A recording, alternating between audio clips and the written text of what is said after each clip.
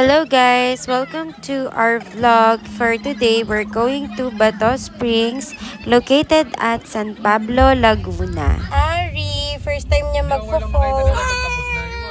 Ito yung monster!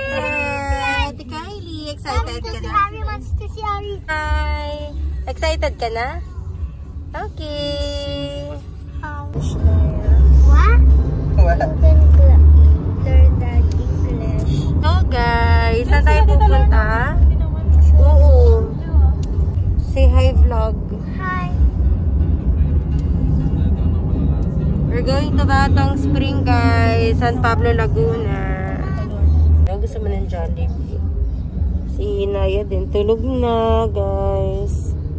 Magda-drive-thru muna kami. Dito ka mag-drive. Dito.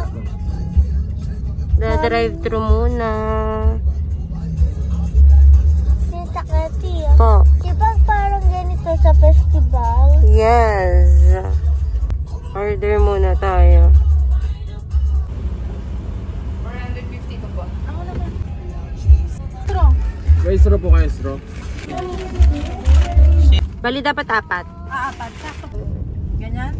Drive-thru.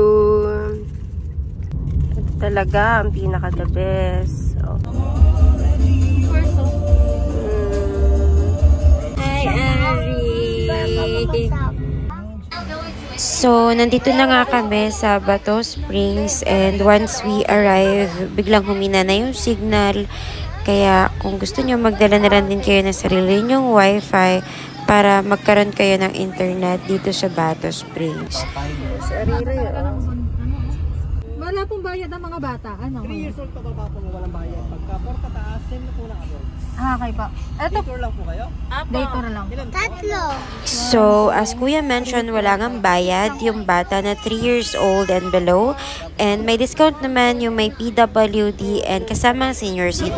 200 pesos for day tour and 300 pesos for overnight. And guys, walang bayad yung parking ha. Yan yung swimming pool oh. Ang ganda ito. Yan!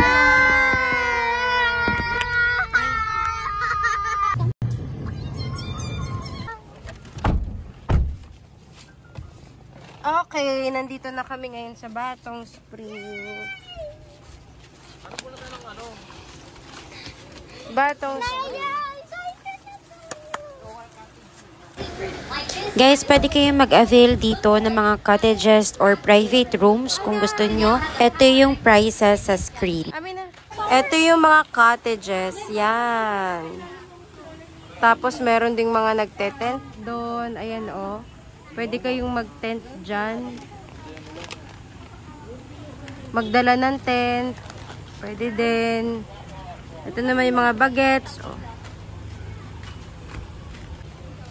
Ganyan yung mga kubo nila. Yung mga emerald. Ito naman yung mga ibang private rooms na pinaparent nila for day tour or overnight stay. Pwede kayo magpa-reserve online para di kayo maubusan. Pero yung mga tables nila para lang yun sa walk-in, first come, first serve. Some rooms are air-conditioned, yung iba naman is fan. And good thing is meron silang sariling CR. Ito yung kanilang ladies room. Madami naman mga kubo at picnic huts. Mamimili ka lang. And yung rent namin is yung 500 pesos lang. Ito yun.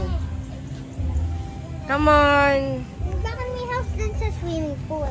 Sa may swimming pool muna kayo. So, kung hindi kayo nag-rent ng rooms, wala kayong sariling restroom, meron sila dito na public ladies and men's room.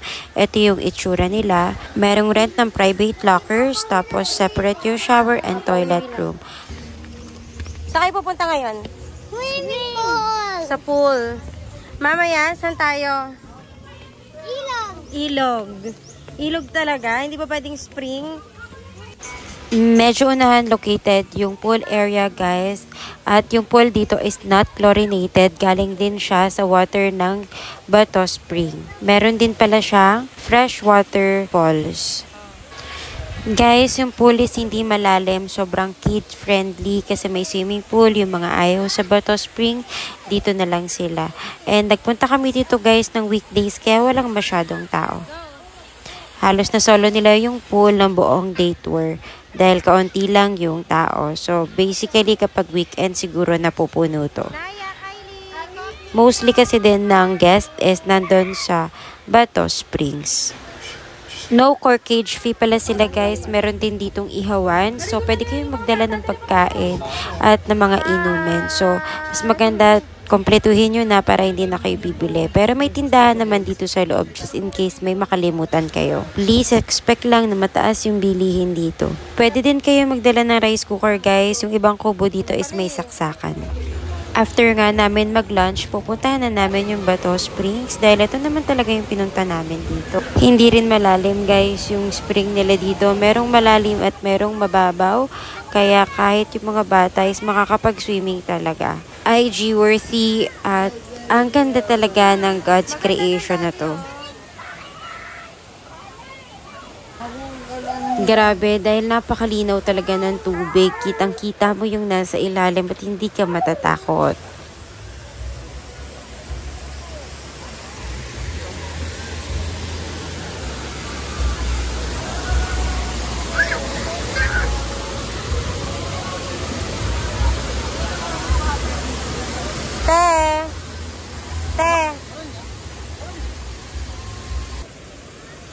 Pati yung mga bata, amazed na amazed sa ganda ng nature at ng falls.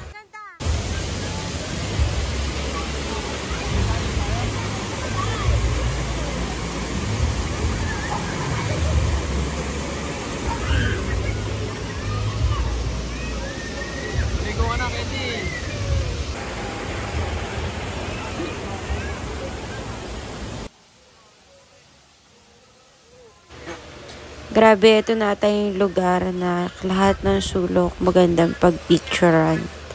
Marami ka talaga makukuha magagandang mga pictures. These are some of my IG stories ng falls and let me show you guys some of the pictures taken. O diba, sa falls pa lang yan. Iba pa yung ganda nitong pool. Ang dami nga ring picture ng mga bata dito sa falls na nasa swimming pool area. Take note guys, dito sa Bato Springs, cold spring siya, hindi siya hot spring. So pati yung water dito sa pool is sobrang lamig. Ayan guys, hanggang 4 lang yung ano nila, day tour nila. Sulit naman. Solo nila yung pool, para tayong gumenta ng private. Solo nila yung pool. Kasi lahat sila nasa Bato Spring. Doon banda sa likod. Matapos na kami guys. Magbabanlaw na yan. Mga people. Maluwag to eh. Oh, suotin mo yan. Naiwanan ko siyang dala na short guys. Basta nga mats na ito. Daddy, kasi nilabas ko kanina, di ba? Tapos sabi ko, ano sabi ko sa'yo? Ano? What's your experience with your short? Nakalimutan ko siyang dala ng guys. Ng short. Pero hindi naman siya mukhang pang babae. Uy? Pak! Ano naman ba para S-Lex? Kapi-kapi na lang sila guys kasi babiyahe pa. Ayun, May dala kaming thermos, tsaka coffee. Tapos, uwi na rin kami. Yan guys, tignan nyo yung itsura ng mga batang to. Mukha ng happy kayo? Yes! Iangat mo naman damit mo, anak. Magko-comb na tayo ng hair. Lamig kasi happy kayo, no? Grabe, sulit na sulit talaga namin yung day tour at nag-enjoy talaga yung mga bata, which is yun yung pinaka-important. So, yan guys, if you want to go to Bato Springs, you can inquire on their Facebook or you can just walk in.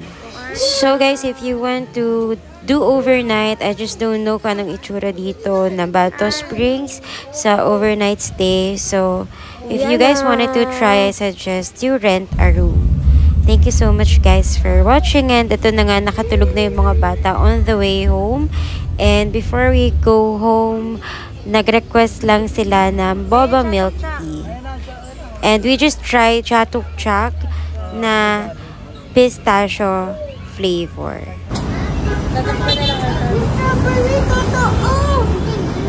Meron. Nasa labas.